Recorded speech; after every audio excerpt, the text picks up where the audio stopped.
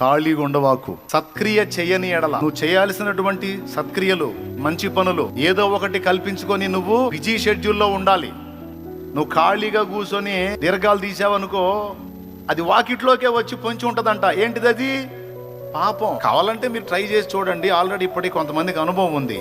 ఏ పని పాట లేకుండా బెడ్ మీద ఊరక పండుకొని తర్రే అని ఆలోచిస్తా ఉండును. ఏం తలంపులు వస్తాయో చెప్పు నాకు. చెడిపోయిన తలంపులు వస్తాయా, మంచి మంచి ఆలోచనలు వస్తాయా? చెడిపోయినయే వస్తాయి అన్నోళ్ళు చేతులు ఎత్తండి. ఏ పని లేకుండా ఖాళీగా ఉండును, ఊరకుండు. ఏం ఆలోచనలు వస్తాయి? సత్క్రియ చేయని ఎడల వాకిట్లో పాములాగా పొంచి ఉంటదట పాపం. ఏమన్నా తెలుసా?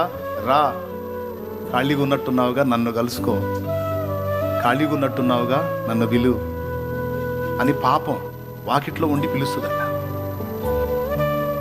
ఆ మాట నేను చెప్పలా. ఆదికాండం 4వ అధ్యాయం 7వ వచనంలో దేవుడే, సాక్షాత్తు దేవుడే చెప్పాడు.